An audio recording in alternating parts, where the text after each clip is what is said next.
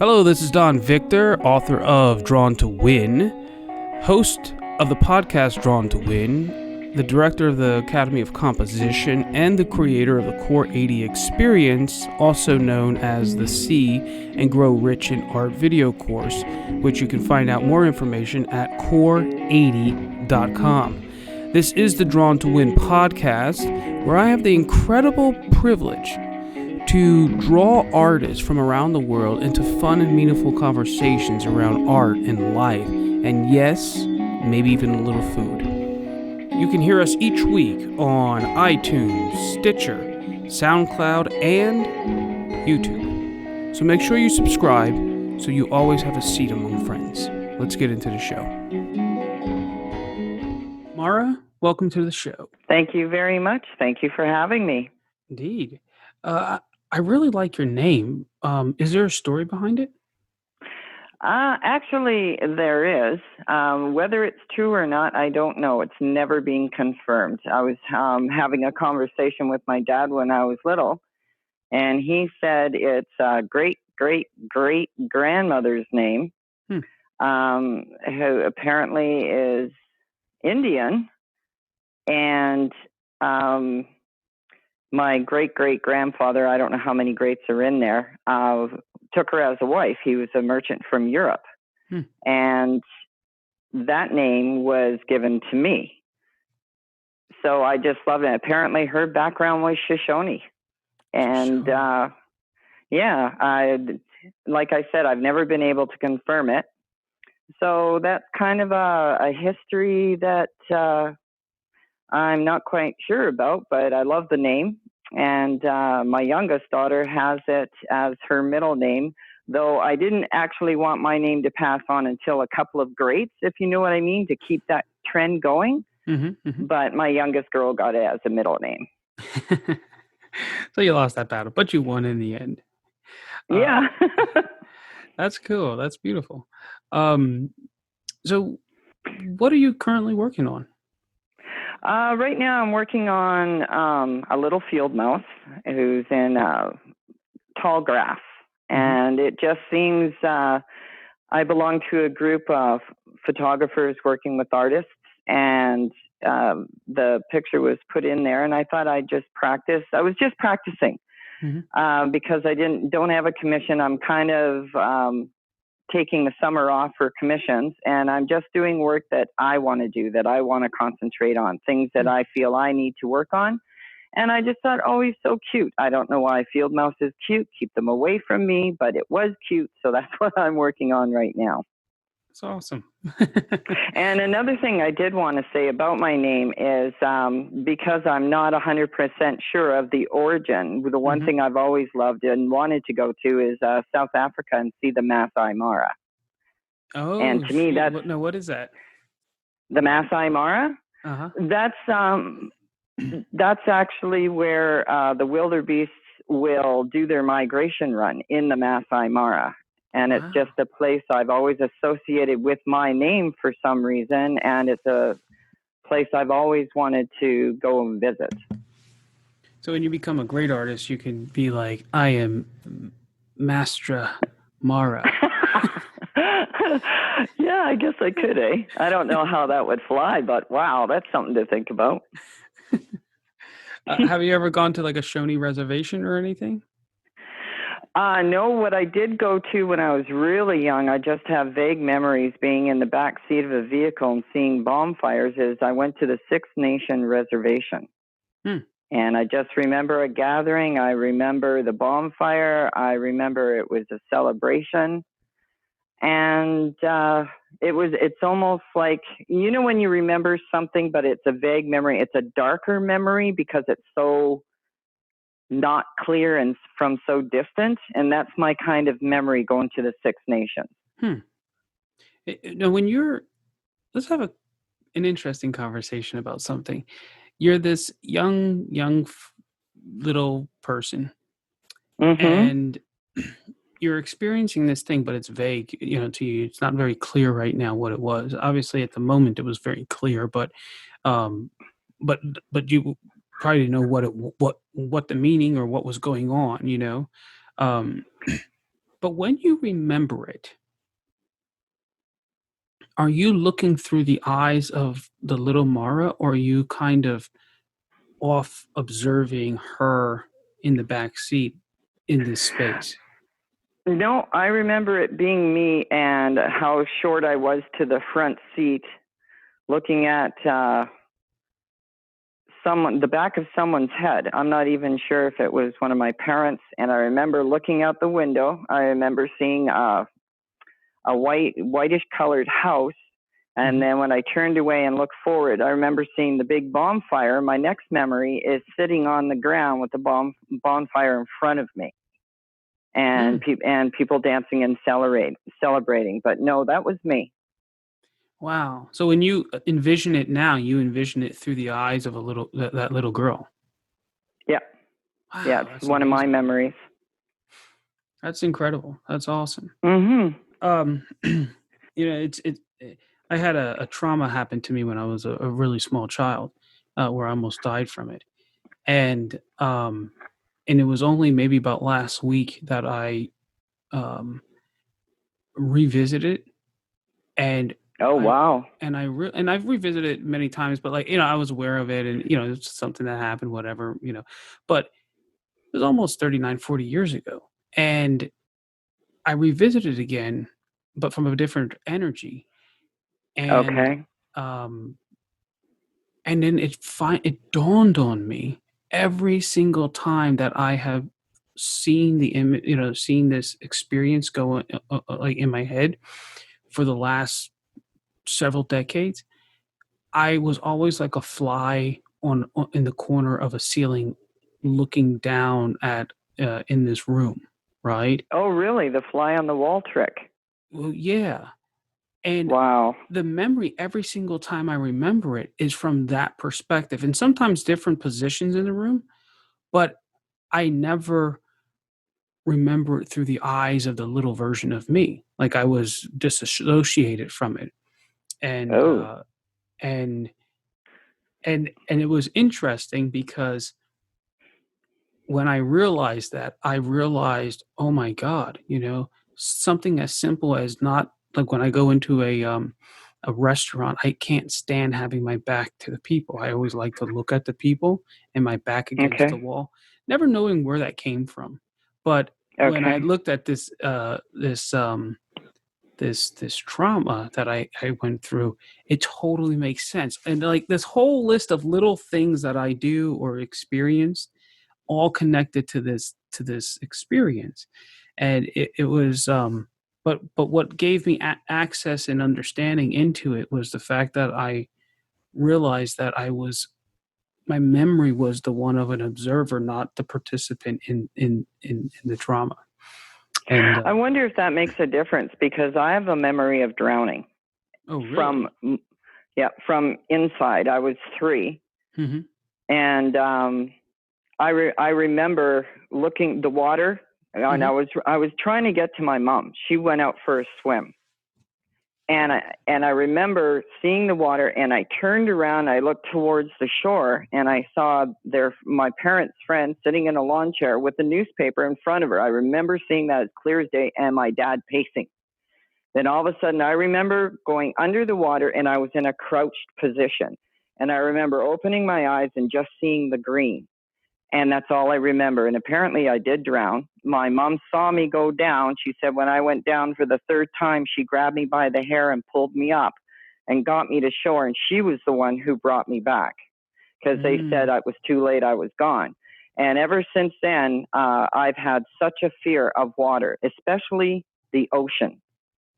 Mm. It's, but I'm wondering if that fear is because I'm remembering it from me. I'm not remembering it from like a seagull flying and looking down and watching this little girl drown. And I'm wondering if that's what's created the fears because the memory is so ingrained because I remember that.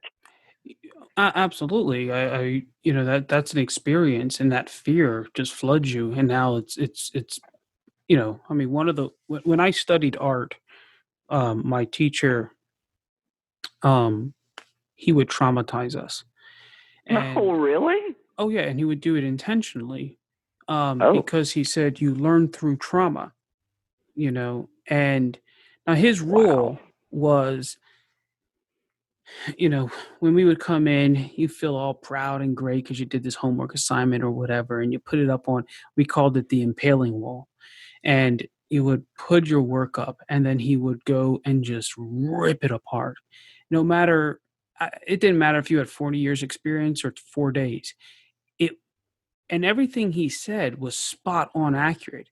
So his rule was, I will never break you if I can't heal you, right? So it was always like raw, real, honest critique and feedback, but also how to improve, right? And so in that environment, you grew very, very fast, but you had to become very tough at the same time. Yeah. And but he said that in his when he wanted to be a teacher, he wanted to learn how to be a great teacher, and he picked this technique up from. He was reading something about this African tribe that trained their people through trauma, and so it was incredible. You get rooted in an experience, um, even at 3 years old. Uh, it's interesting. You're terrified of water. I'm terrified of water as well. I Hmm. always say if I fall out of an airplane, I would rather fall on a rock or trees Oh, than holy. than on Well, they water. say if you fall out of a plane, you hit water, you don't hit it right, you're going to be hitting rock anyway. Exactly. But what the thing is there's something, even if it's like weird, I have an opportunity to live if I hit water. My probability of living is greater, right? Yes. But the fact that I would land in an ocean and I would be in a sea of nothing and not know what the hell was around me or under me terrifies me to the point that I would rather smash against a rock and just die in pain, because Oh. at least I'm aware and fully aware of it. Um, Yeah. and I think that goes back, the reality is that trauma I was talking about is I was raped as a 3-year-old, and Ouch. so if you can imagine, anything behind me terrifies me when I can't see it, right? I guess. Oh, I'm so Growing, sorry to hear that. well, it's a lot more common than I guess we think, but the even in sports, I would play one-on-one sports. I would be a wrestler, martial arts, because I could focus on the person in front of me. I wasn't a team sport player, even though I liked them sports, but the idea of somebody coming from my periphery or behind me and breaking my hands, and then I couldn't do art, it just I just wouldn't play team sports for the most part because of that one reason. Because I just hated the idea of not knowing what was going on behind me, and again, like, I never connected any of this until maybe about a week or two ago when I revisit that memory, and I'm like, well, why am I looking, like, and if I looked at it through the eyes of the little version of me, that's a very, very different experience, right? It puts me too much in that pain where I where guess. where if I Holy pull smokes. myself out, I can be there. But Yeah. um someone might be listening to this conversation and say, "Whoa, this is weird or creepy or whatever," um, Yeah. and that's okay. But what's beautiful about this kind of conversation, Mara, is that it's not so much that focusing on the pain, but going to these experiences gives us an ability to draw or to connect to something far deeper that then we can bring into our artwork, into our storytelling, into the way that we connect with other humans, specifically through visual uh, communication. Um, Definitely. and so I just, we went there, and I just want to kind of end that with a huge encouragement to continue to push into not just these quote unquote negative experiences, but even positive ones. Like, let's end this part of the conversation with a positive story. Do you remember a positive story, like when you were a kid, of something that you can remember seeing through your eyes that just makes you smile? Um, hmm. Besides I coming back to life. remember. Wow. Well, I used to volunteer Mhm. at a horse boarding ranch. It was a student teacher that came to our school, and I used to breed rats in the school, the hooded rats. And he said, Did you say rats? geez, if you, yeah. I said a nice memory. This is a nightmare. What are you talking about?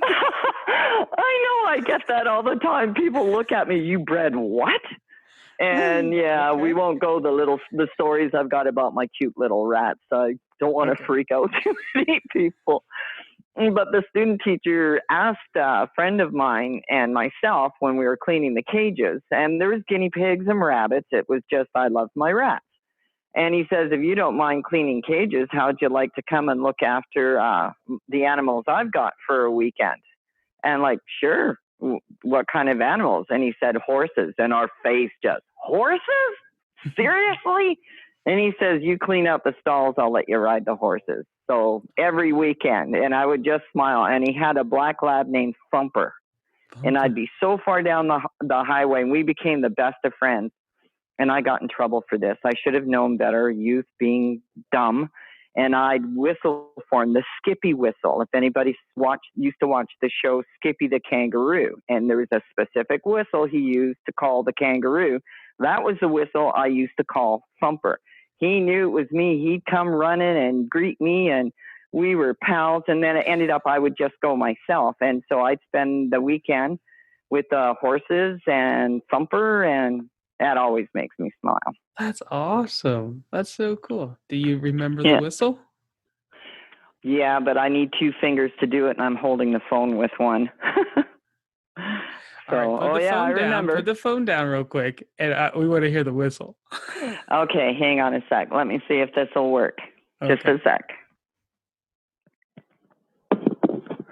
Can you hear me? Yes, we can. Okay, hang on.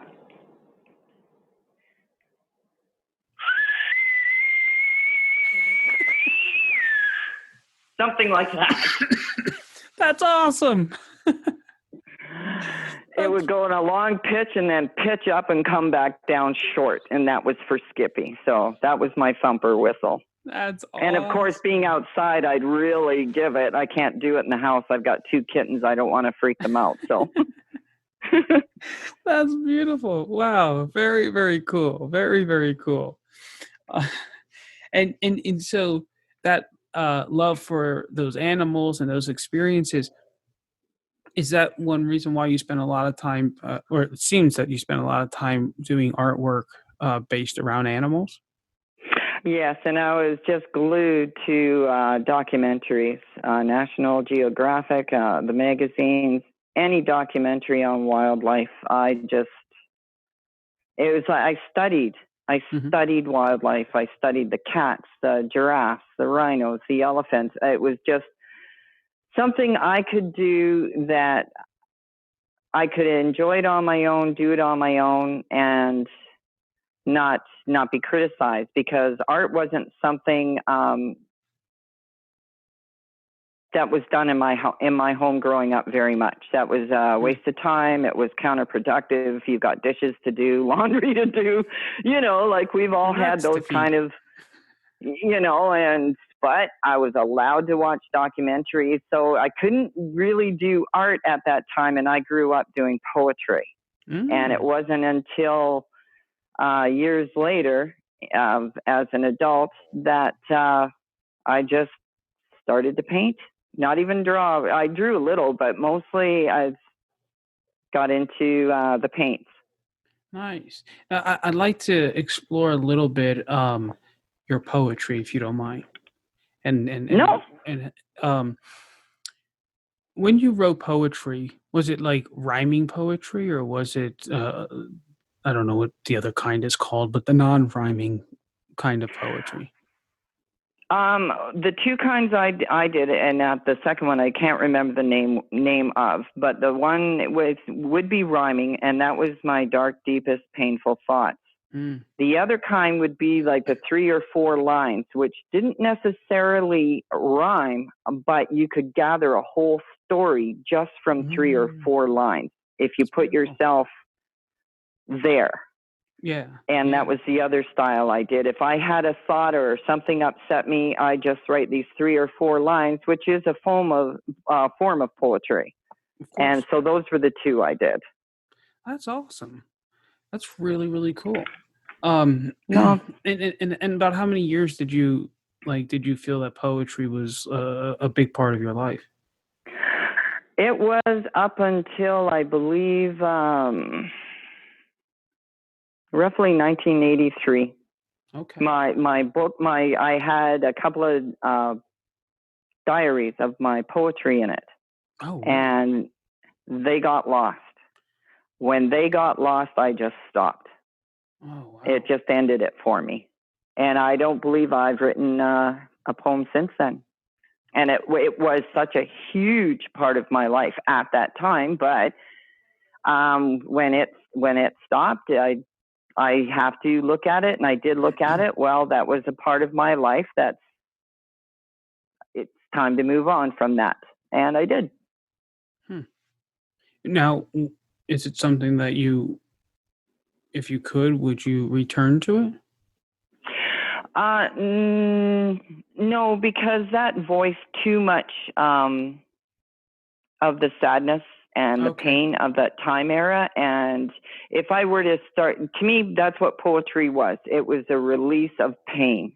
Mm. And for me to do poetry now, I don't think I could convert to joyful poetry, because that's what it wasn't.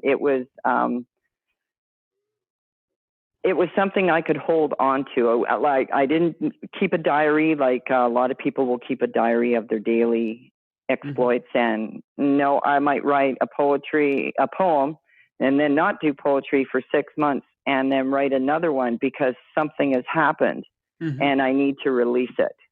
And that's how poetry was for me. And I love my poems. Everybody loved my poems, but that's what it was at that time. It was a need.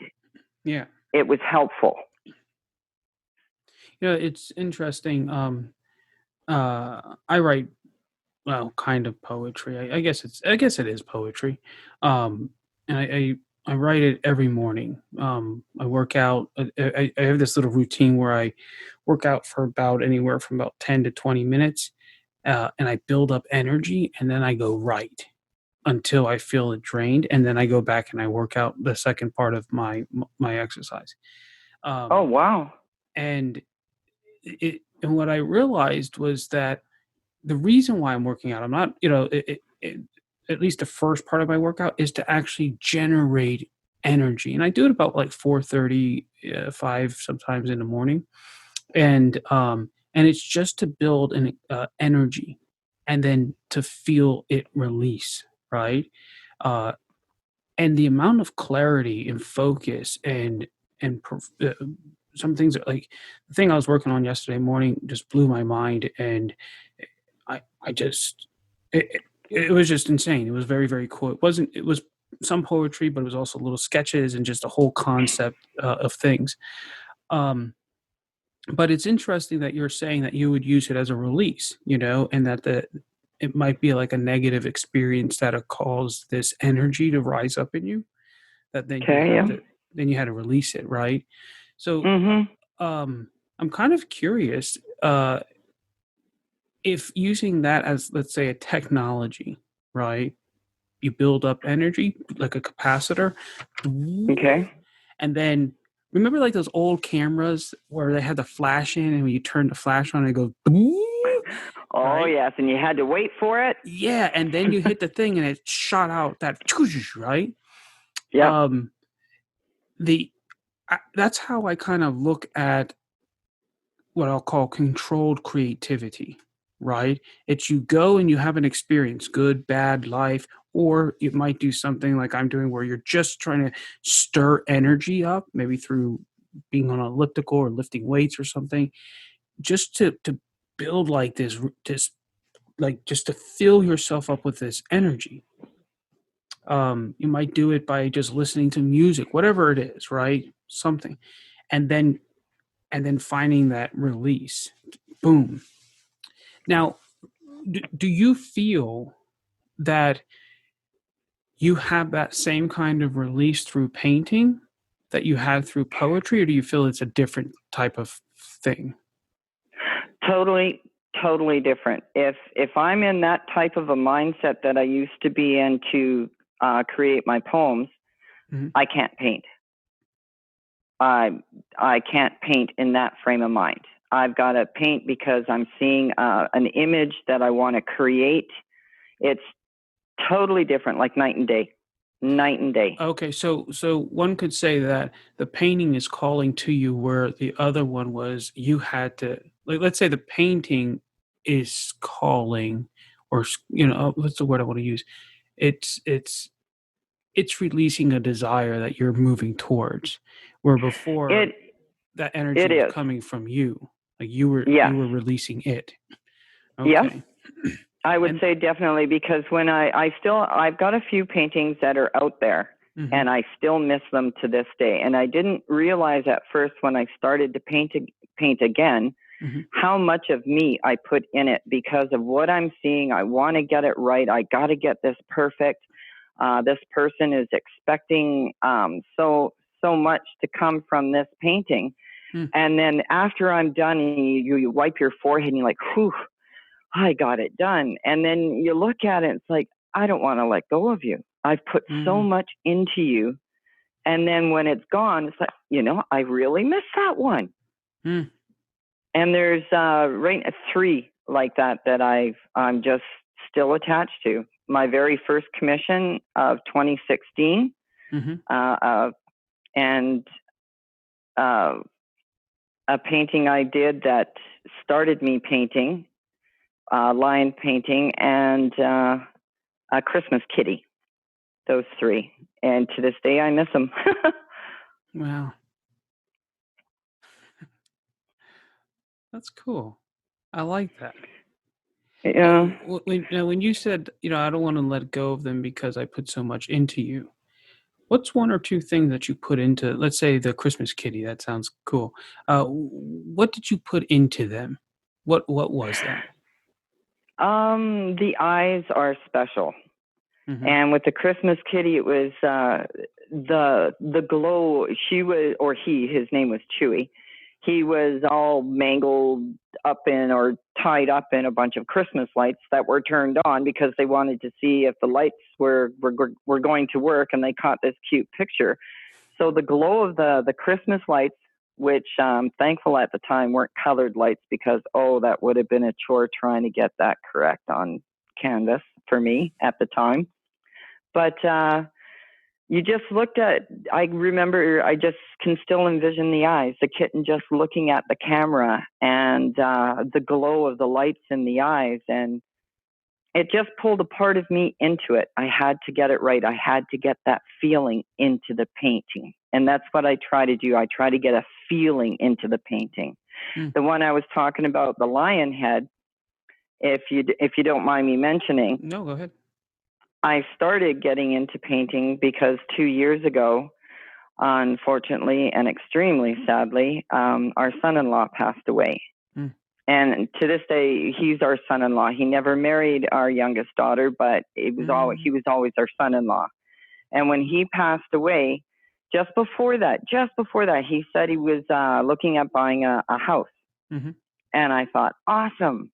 And I remember he had this huge painting in his living room. And it was like, I don't know if it was, but it looked like one of those Walmart paintings you can buy Mhm. that is done on an assembly line type thing.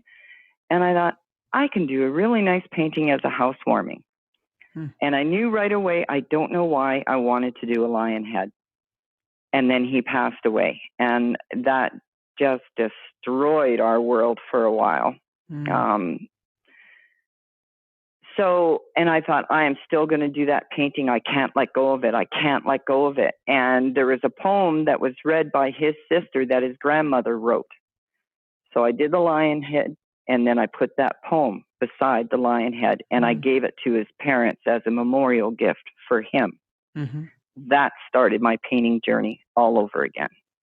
So yeah, when I say I put a piece of me in it, it's because of my son-in-law, Ben, Mhm. that all this started. Wow. Yeah, I still look at the painting every now and then. I've got a picture of it and pictures of him and the good memories, the ones that make you laugh when you have those crazy moments. And then I look at the painting and I read the poem and a tear might come, but the good memories outweigh the sadness, Yeah. and that helps. Well, I can hear in your voice changed, and I can hear you're holding back some tears. I'm going to say something to you on that, Okay. and that is this.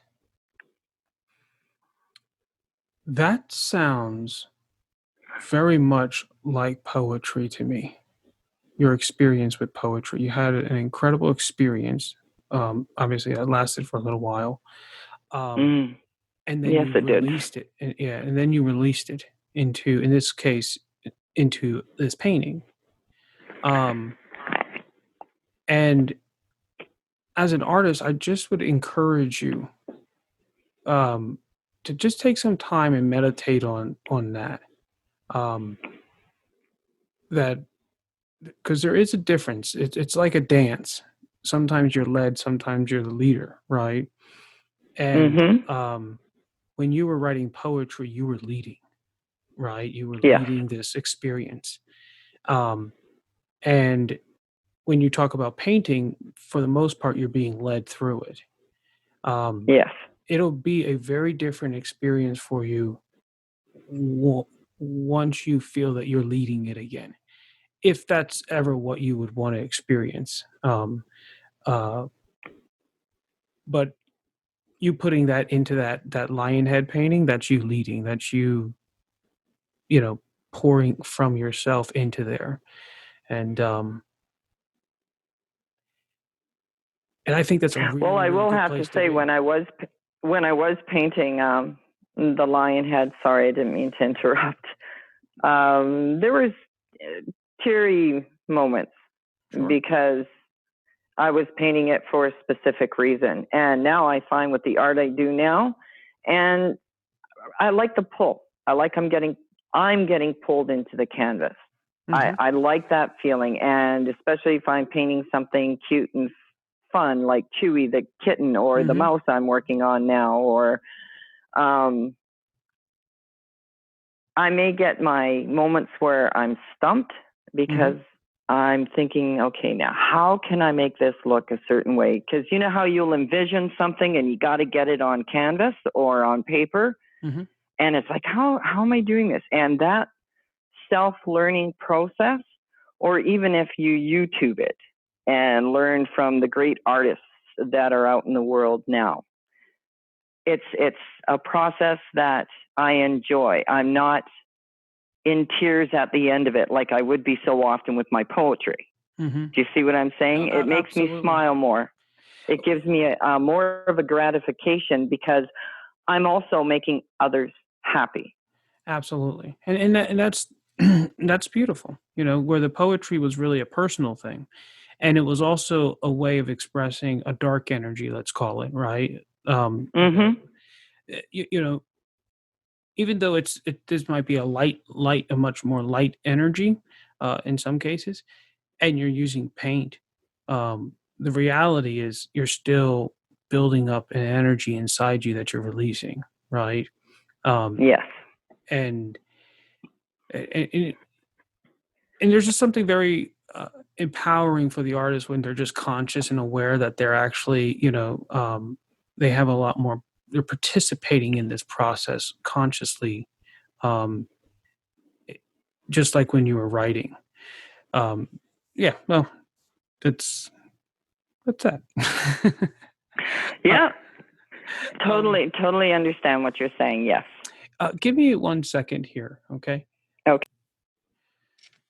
So, Mara, when you decided to come back into painting, um, Mm-hmm.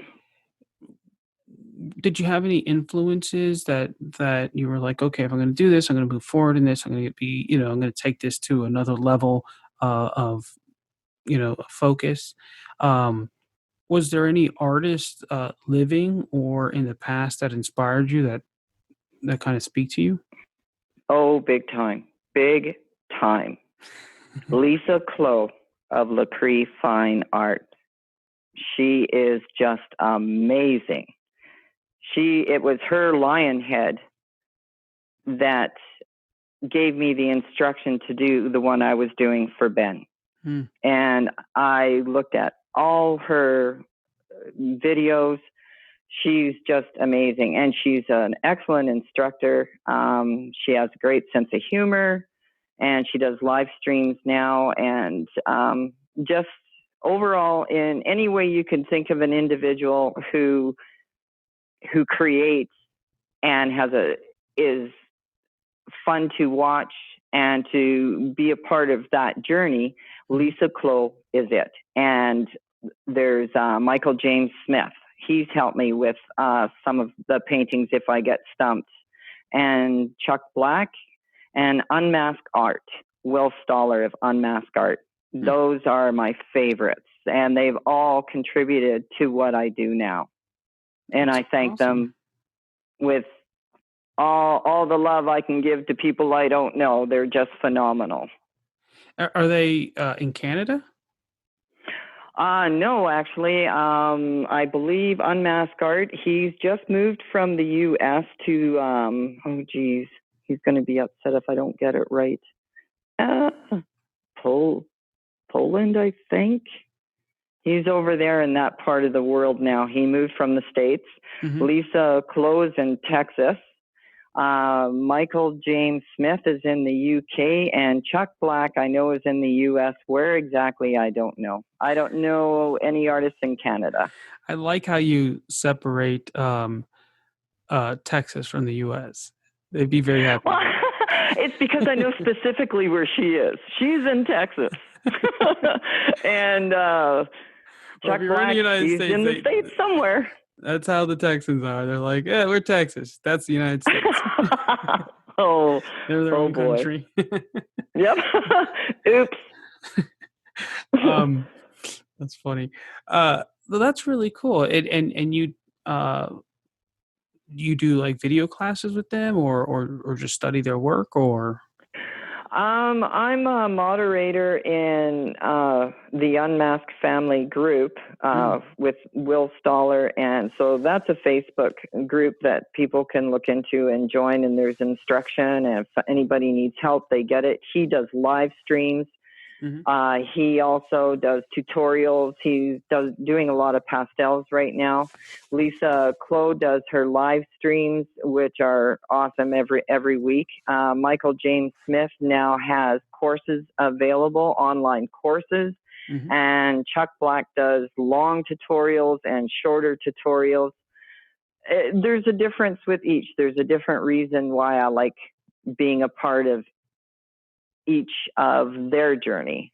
Is that something you would encourage other artists to do, is kind of like build maybe like a council of advisors that they can go to for knowledge, insight, encouragement, direction when working on their work?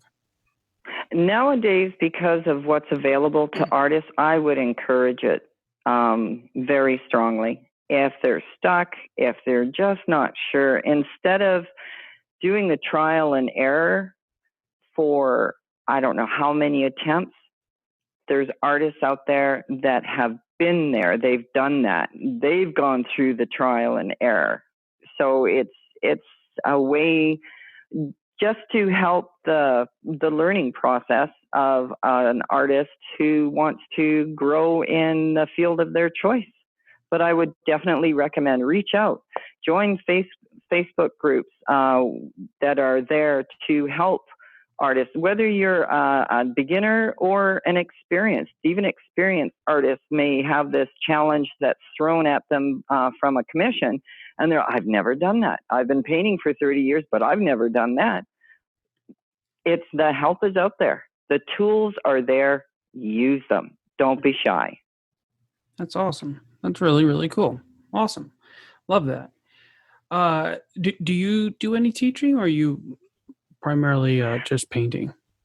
I was asked to teach at a retirement home in the town here, but they felt there wasn't enough participants at that time. So not yet. It's something I'll look at in the future, but right now I'm just enjoying the process of learning more tips and tricks myself, and I just enjoy the art I'm creating right now. That's cool. After you're done with the field mouse, what is it that you want to be working on? Oh, I've got a creation in my mind. I've had it for so long. I don't know how much I want to say because the idea is very unique.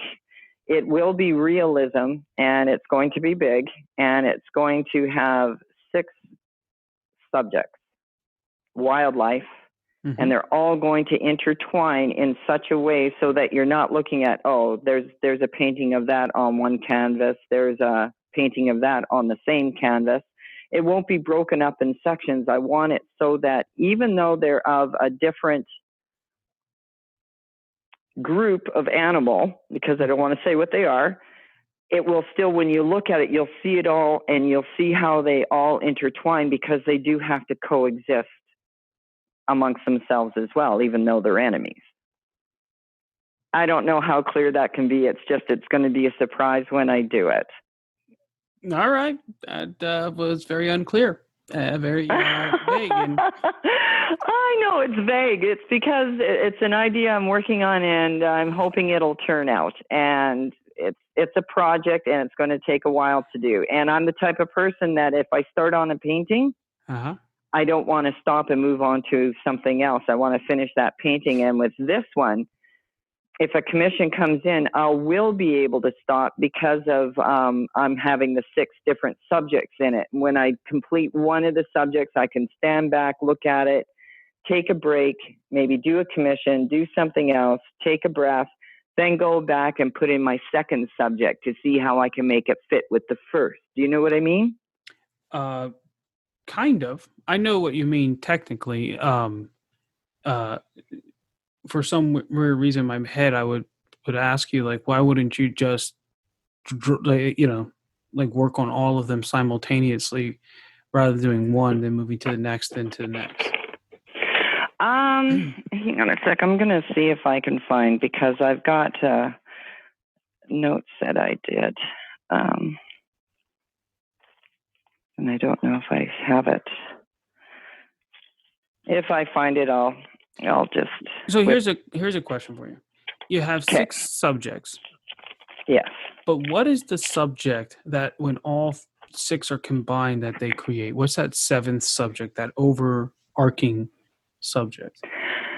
Okay, I'll give you. They're females of the hunt. That's what it's going to be called. Females of the hunt. They're all female. They all have it in common. So you probably know where I'm going now. The kitty cats. Darn it. Oh, geez. Yeah, you brought that out of me. Like, see, I'm thinking the center of the piece is going to be my most favorite cat. It'll be the Black Panther. That is my cat. So it'll be the Black Panther with the gold eyes. And, you know, the Black Panther from the Amazon. And I know people call them black leopards. To me, since I was a little girl, it's a Black Panther. It will always be a Black Panther. That's right. But she will be the center focus. And then it'll be the lioness. She's the hunt in Africa. Then there'll be the cougar, who's the mountain. Do you see where I'm going? And I won't mention the other cats that are going in there. I got you. So, so will it look like? Let me be straight with you. Anyone who's listening to this will say, "Wow, this is an incredible idea." Most people are too damn lazy to steal another person's idea. Okay, and then those who aren't oftentimes will respect the person who's speaking the idea and be like, "Go for it." So I'm saying that to set a field where we can have a cool conversation about it and not be afraid about it. Okay. I get why people are concerned, but when you really look at human nature, the reality is it's so slim. And then if there is that one person who steals it, well, you know, shame on you that you didn't get it out before them. But the truth is the probability of that is almost not going to happen. Well, that'd be nice. And not only that, they're not seeing what I'm seeing. Exactly. What I want to create. And I know what I want to create, and I just pray it turns out the way I see it, because it'll constantly flash in my mind. I'm thinking, yeah, okay, Mara, you'll get to it. You'll get to it. Hang on. If you'd like, I'll offer something up to you. Okay. If you'd like to jump on the computer at some point, not recorded like this, but I work with artists around the world, and what I do is when they have an idea, I jump on a computer with them and we kind of work it out and kind of figure out the design underneath it all to make it actually work. Okay. And I just did one this morning with I work with a portrait artist out in New Jersey, and so when she gets a commission, she's really good. She's done 40, 50 portraits. But what she's trying to figure out is really how to get the soul and inside of her work. She's incredible at, painting teeth and noses and eyeballs and capturing the image of the person. Okay. And so the way I do that with her is we begin to focus on what is the energy or the we call it a story, but what's the sensation that you want people to feel when it comes to, let's say, the leopard or the Kruger, or the lioness. And if you want, I totally would jump on, for maybe 30, 40 minutes with you, and just have a conversation. We can kind of just sketch it out on the computer and just kind of talk through it. And it gives you like a little map that allows you to kind of, proceed with that. Sure, that sounds amazing. Because I think if you focus on the design all the way in the beginning, it releases a lot of the stress and frustration that artists feel, because it removes a lot of the fear of the what if it's not going to work, right? Because it's already, like, if you focus on a design, it's already working before you even really get into like the serious drawing or the painting of it. And so it just releases a lot of that fear because you're planning it properly. But I love the idea. Let me ask you a question. With the idea, is it like a scene, almost like a landscape, but then when you look closer, you realize, oh wait, that's actually a Kruger laying there, and that's actually a big panther in the back. That's not a black sky, and that kind of. The canvas I want to use, I want to do it on about a 30 by 40. Oh shoot! Okay, cool. Oh yeah, this is a project. That's why, like, if I get the panther done, and see, and one of the ideas I have is I'm not sure if I'm going to do like a silhouette of a panther's head. And even in the shape and the coloring, you should know it's a panther. Yep. And then within the silhouette of the head, she'll be walking through the Amazon jungle, and you'll see her. And then there'll be vines from the Amazon that'll grow into an African tree, and you'll see a lioness up in the branch of the tree, her silhouette. Nice. And then you'll see her with her sisters hunting within that silhouette. I'm not sure if that's the way I'm going to do it, or I'm just going to do, there's the panther with the foliage around her turning into the foliage of a tree that a jaguar's laying in. You know what I mean? I'm not quite sure. I just know what I want, and there's two areas of where I can go. I'm just not sure which way I want to go yet. Now, when you think of those animals, and each of them, do you feel almost at a anatomical level, like a biochemical reaction within inside yourself? Do you feel at a cell-based level a different vibration within inside of you when you think of a panther versus a mountain lion? Yes. Okay. With also, there's still a connection with each one, because when I mentioned when I was little and I would study them, I've studied them all. So it's almost like I have a connection to each one for different reasons. My favorite just happens to be the Black Panther, which I just love. Beautiful. What is it about her that you love? see again the poetry. She's dark. She's mysterious. Yet she's powerful. She's not afraid to be alone. She can survive, and she'll look after her young, and she doesn't care if there's a male in her way. She'll take him out if she has to. How's that? That's effing amazing. That was incredible. That's just her. And I've got a feeling for each one of them that is very deep, very close to me. And I would encourage you to focus more on that, making sure that and I'm gonna be honest with you, making sure that like as the eye moves through the image, that each time it lands in not on the animal, but in the vicinity of that where the animal's taking that space up, that it feels that and then feels this other feeling. And there are ways to actually make like to actually trigger those feelings in people. So that's what I want. Yeah, and there's for example, if you draw an image and you saturate, let me do one. If you take a black, let's say, let's just say a cat. It doesn't matter what the cat is. Well, screw it. Let's say with the Black Panther, right? Black Panther. We can all visualize Black Panther. If you look at it from its side and you see its long body, right? And then you see another one and you see it and you really want it to feel that it's in this action and it's on this you want, how do I want to put this? Okay, let me ask you this way. And what I'm trying to get you to think is in line, right? Like how the eye moves across the let's say the torso, the body area of the cat, right, of the panther.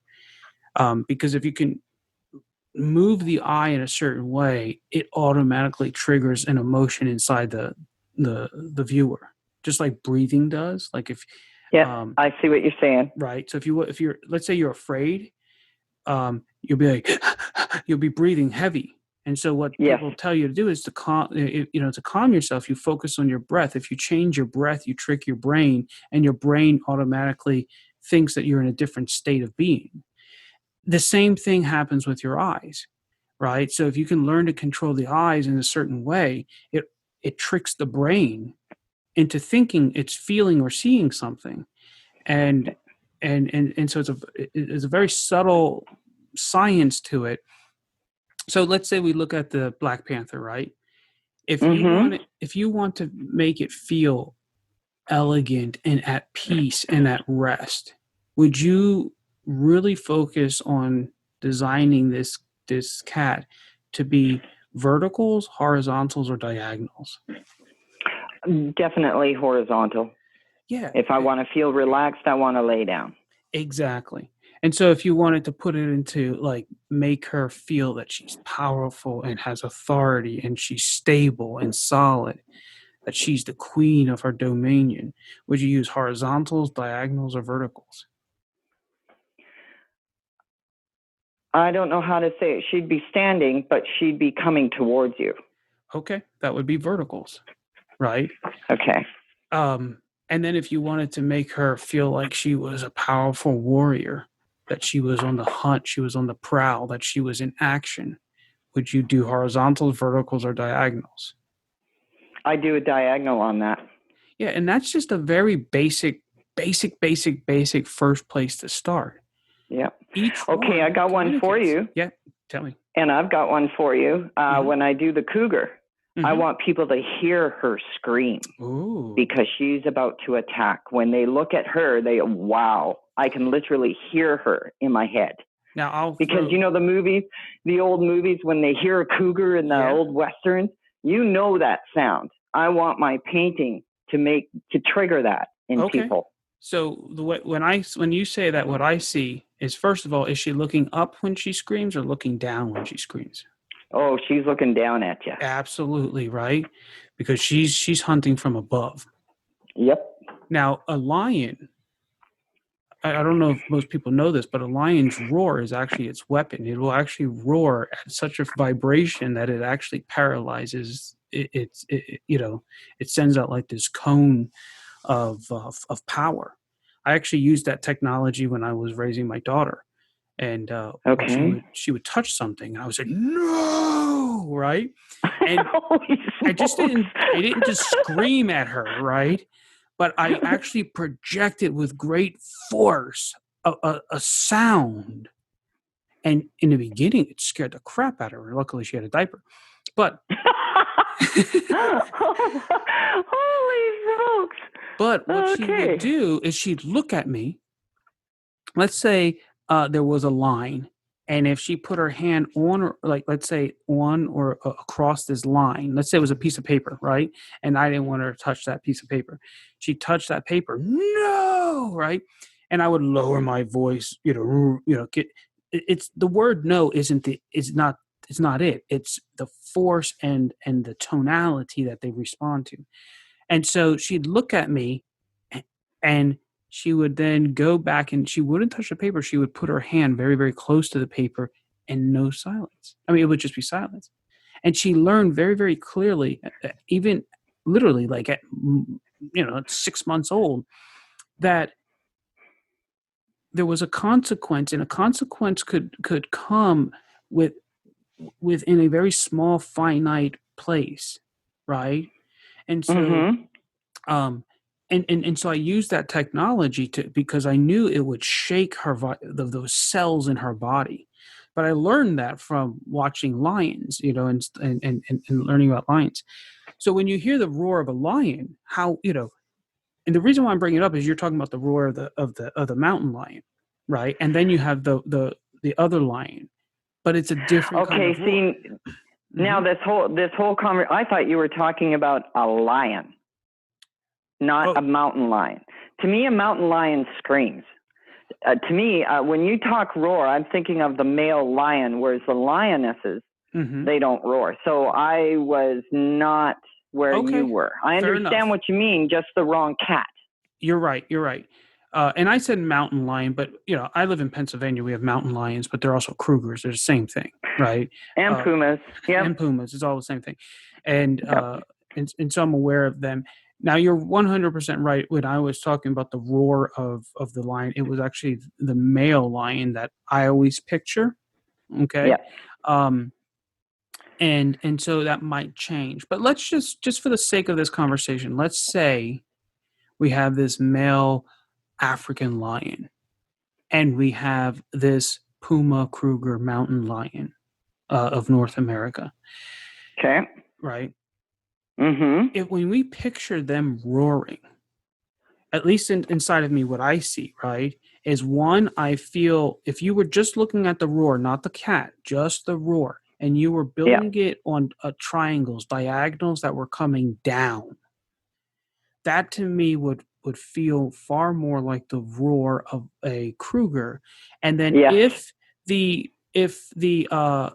other roar was coming more on I want to say a slight vertical, but it's almost horizontal, right? Yes. And it's almost like a curving, winding, not a sonar, but like a blast of this spiraling roar, this spiraling energy that's coming out. That's, at least for me, that's how I see it. Would you agree with that, or would you change them? Like, how would you articulate it? With the cougar, it's something I hear that can just put fear into you because of that scream. With a lion, it's not a sound I hear, it's a sound I feel. It's the rumble within. It's like when you can feel an elephant communicating, or the male coming to the herd, and they have that rumble that can be felt for miles. That's the way I think of a lion, because you can hear them for miles, but it's a feeling to me, not necessarily a sound of recognition, if that makes sense. Absolutely. So let's add to that. Okay. And you said the rumbling. That was what I was describing with this circling motion of that's coming like a blast coming at you, right? Forward. Where the mountain lion is screaming, right? But it's coming down, and it's kind of it kind of comes out like a shotgun, almost like a triangle. Now, Yep. this is the interesting thing. When I sketched it out, at the end of this triangle of straight lines, because there's force coming out, but it's also like a shotgun. It's spreading out. At the end, when it hits the target, what I drew was at the bottom was almost like just a slight spiral and then this shot vertical up, right? Because once you hear it, like you said, it puts fear in you. It makes you freeze. It makes you stand vertical, right?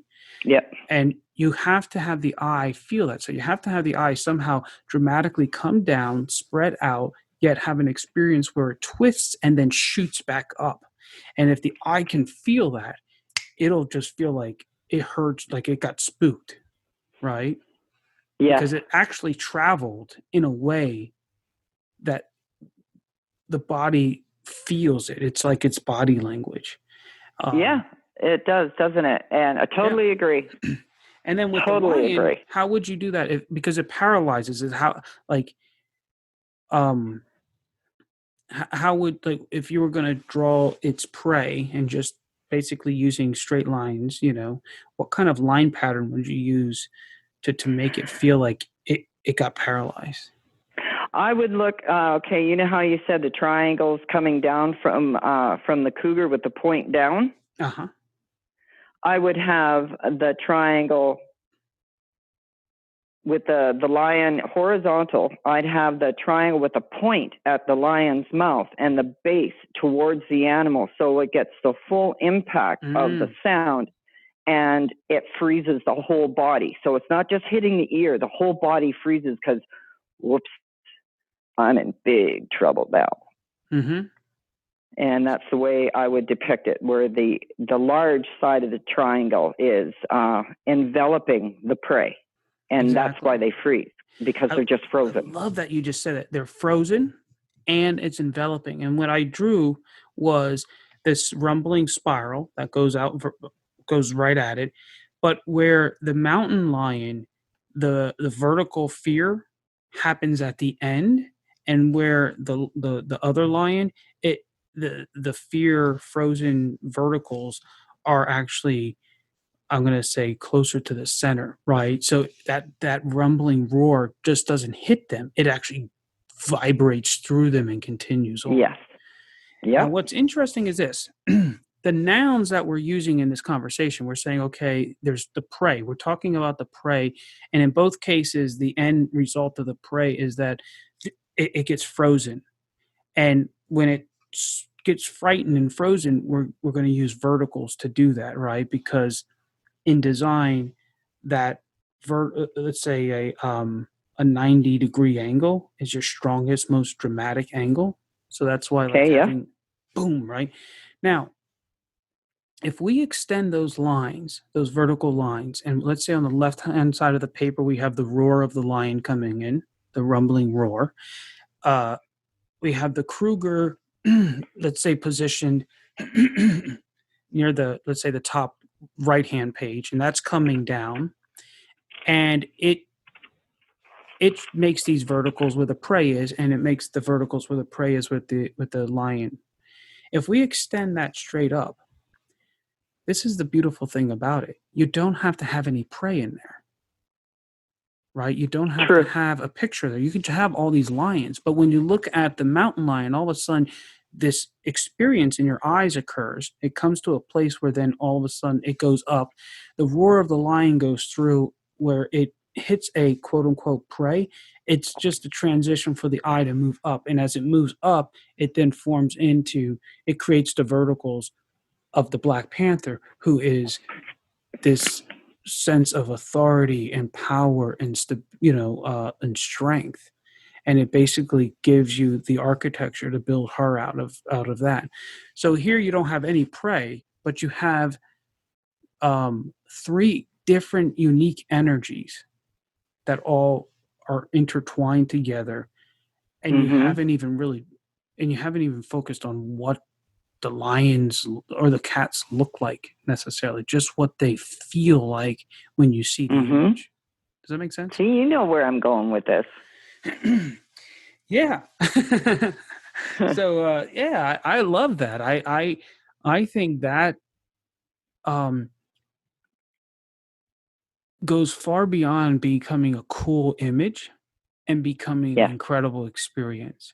One that That's somebody, what I want. yeah. That I want people when they see this, and maybe I'm hoping eventually it'll come out in my other works, but this one painting is to me, that's, I want it to be my signature. I want it to be, this is who I am. There's strength here, there's power, Hmm. but there's also vulnerability. Like the Okay. lioness needs her sisters. Hmm. She can't hunt alone successfully for very long. It'll eventually kill her.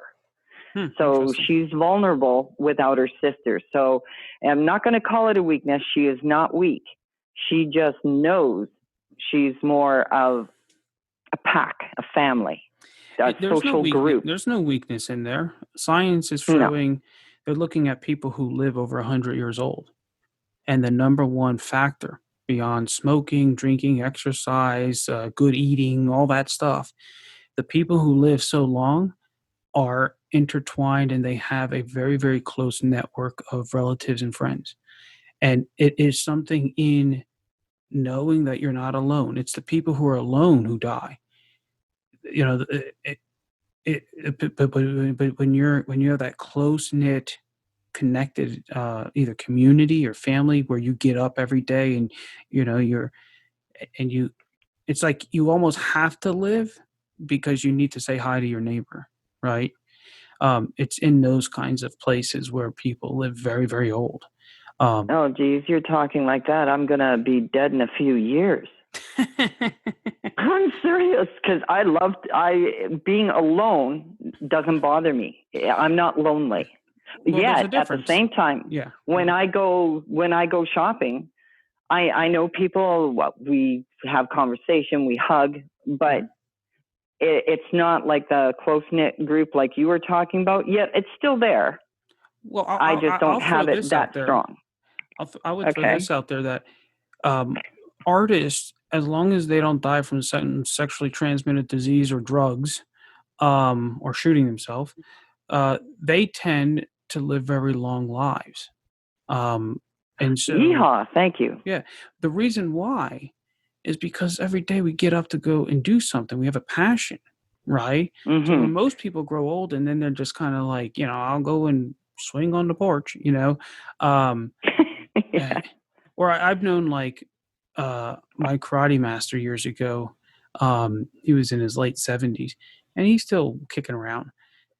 And because he taught, he was always around young energy, young people. He didn't like hanging around old people because all they did was talk about, oh, I have to take these pills, and I went and saw my doctor, and oh, did you know Jolly Jane died the other day? And these are their Oh, conversations, you know. yeah.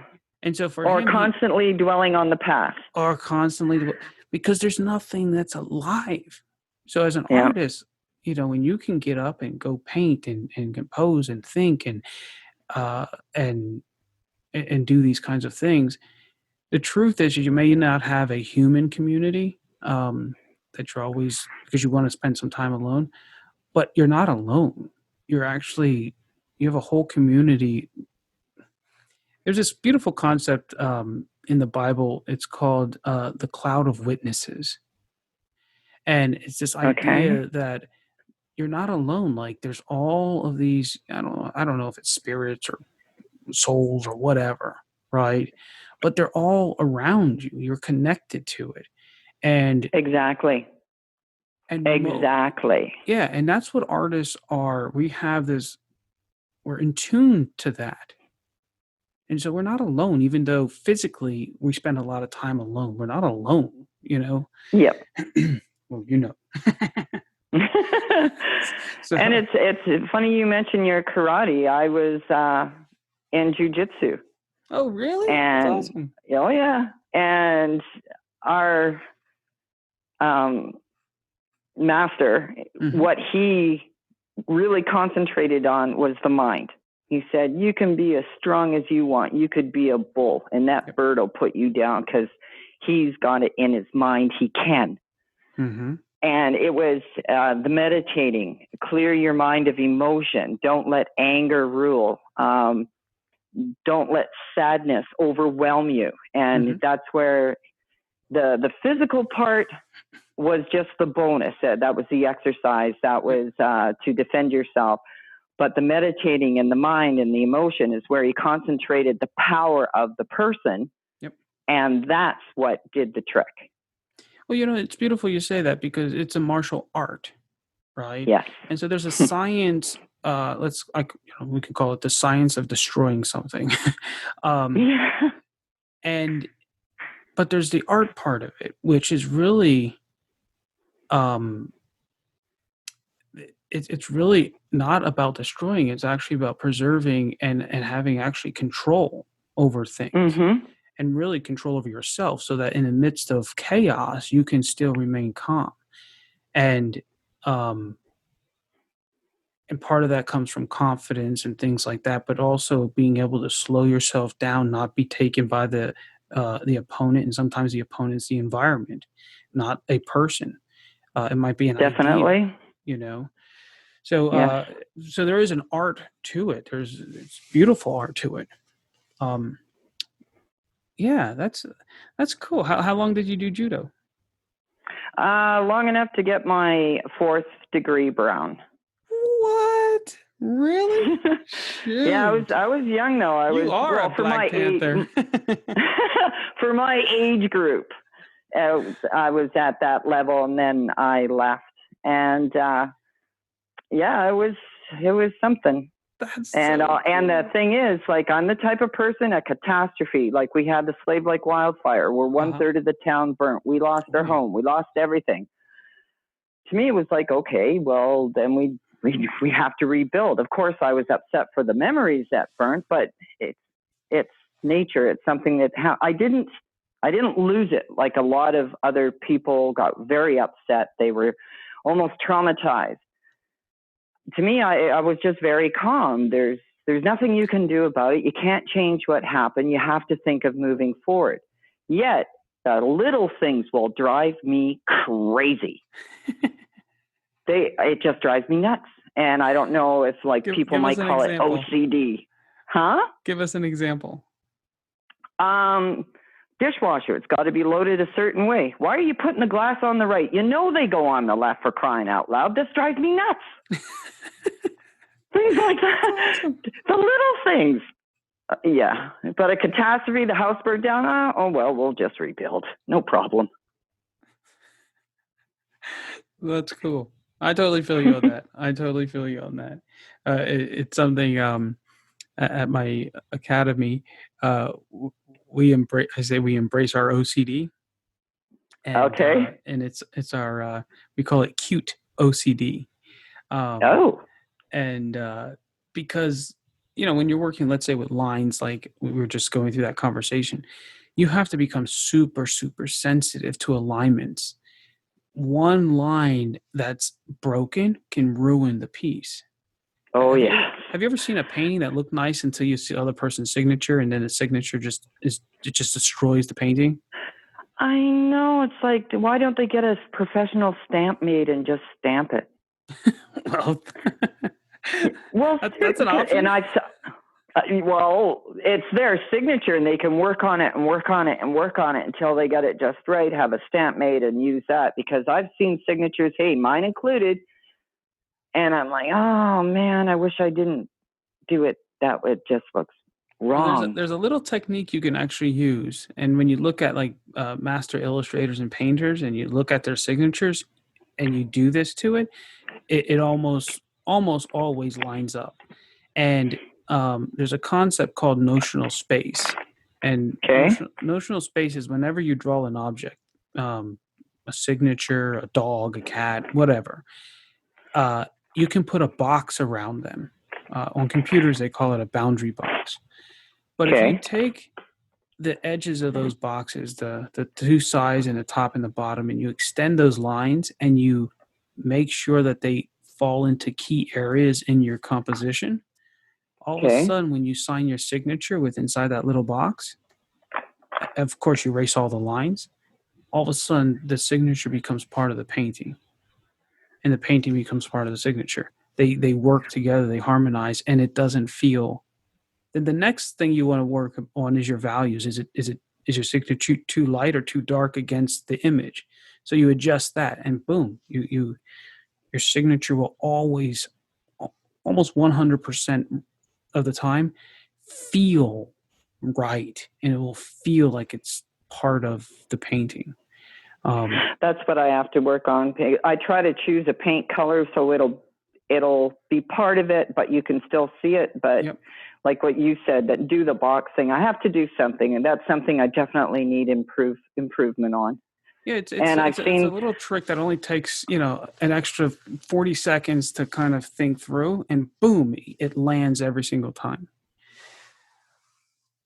Awesome. Yeah, I'll definitely try something like that. I've got to do something because I don't like my signature. When it comes to signing, I'm like, oh, man, I don't want to do this. Well, that was to articulate the OCD, so I totally feel you on those little things. And we all have it. Everybody has a certain degree. They've just stuck a name on it. They've put a title. It's called OCD. Oh, that's why you're driving me crazy. I have a name for it now. I like my brother was telling me about this comedian he heard who said, nowadays you have ADD and HADD and OCD. When I was a kid, we only had one. It was called BAD. Right? Oh, yeah, and out came the belt. Exactly. And the remedy was, take 2 BLTs in the morning or whatever. Yeah. BELTs, right? Talking about BLTs, I'm going to have to ask you an incredible question before I ask you how people can get in contact with you. Right now, I don't have a website yet because I am still so new to getting out there into the art world. It's something that I will be looking at in this before 2018 is over, hopefully. Right now, I just have a Facebook page and Instagram. Cool. On Instagram, it's Mara Black 1009. And my Facebook page, Mara Black, in brackets. I believe it's in brackets. Mara's Fine Art. Mara Black. Is it BLACK? Yes. You betcha. That's awesome. Sounds like almost like an Indian name as well. Where from Europe is your family? Germany. Oh, I'm the only one born in Canada.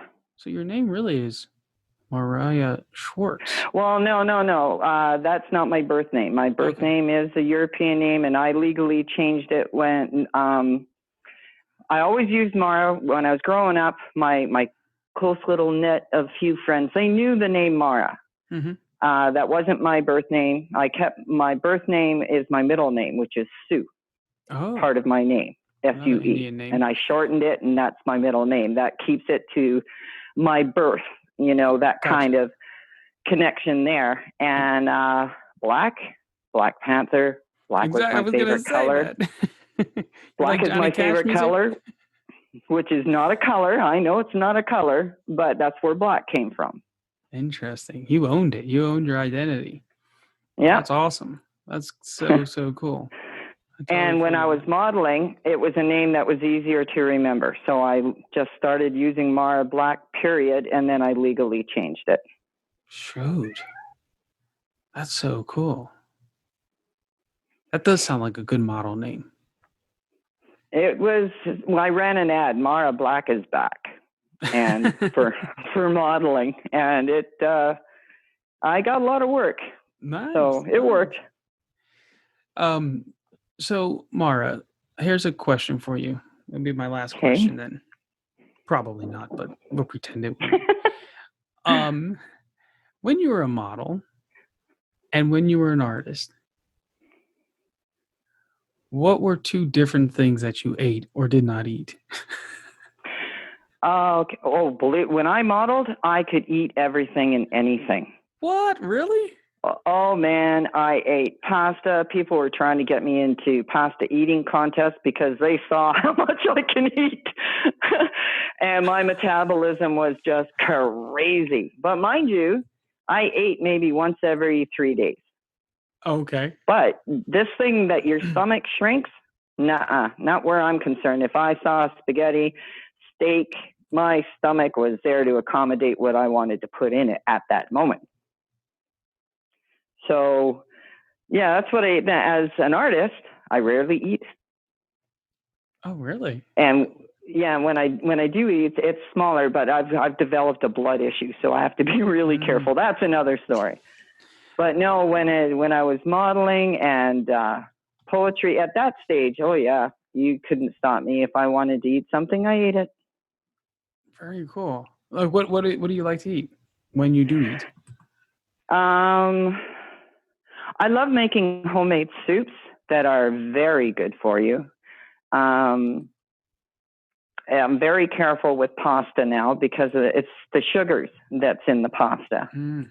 And that's why if I'm not making bread homemade in my bread maker, I do not do the hand goopy thing. I can't stand that on my hands. I put no sugar in my bread. That's why bread is bad, the sugar, unless people have a gluten problem. But I just love to cook. I make homemade cabbage rolls. Like I made over 70 containers of cabbage rolls. Because if I'm going to make cabbage rolls, I'm not going to make enough for supper or a couple of meals. I'm going to make a batch. I'll make a batch of pasta sauce. I'll make a batch of lasagna rolls or of lasagna. I love to cook. So my appetite kind of jumps all over. I have nothing specific now that I eat the most of the time. So yeah, it's kind of all over. When you were saying about the soups, what kind of soup do you make? Well, the one I made last night was I pre-cooked chicken breast. Like I'll do a lot of chicken breast because I like to make chicken sandwiches and chicken tacos. But the soup I made is herbed chicken and beans, tomato, onion, mushroom. Let's see, little little bone noodles I put in this one. The one thing I don't like putting in my soups, I don't know why, is potato. I don't like potato in soup. Really? So almost anything under the sun can go in it except potato. I like the mushroom ad. That sounds really, really nice. And I saute. I make sure the mushrooms have a good fry to them before I put them in the soup because I don't like it just raw mushroom thrown in water and let it kind of cook that way. I don't like that. I like to fry it first. Nice. Well, that sounds a little too yummy. I might have to go. I cooked a whole bunch of chicken breast the other day, and it's like, I cook it and then I cut it like in 2 or 3 pieces along the long way, and then what I've been doing lately is I cook a whole bunch of them, maybe a whole bag of them, and then put them back in the bag. And sometimes I'll just pull one out and just eat it like cold. I love doing that. Right? It's like a chicken chip. Yes. But what I started instead of eating junk. Yeah. And so what I started doing just as a very quick meal, and a high protein meal is, and there's also this joke for some reason, every single time I do it, I laugh inside. When I put an egg next to a chicken breast, I'm like, look I'm eating the baby and the mom, right? No, geez, what a thing to think. I'm looking at my soup going, nope, I'm not eating you now. That just totally got ruined. I'm sorry. Okay. That was mean. And have you ever made French toast? Oh, yes. Okay. Yes. So you put the eggs and you dip the bread in there. So what I do is I take these very thin, these thin chicken breasts that I cook, and I take an egg or two, I bat it up, and then I just like cook it like that.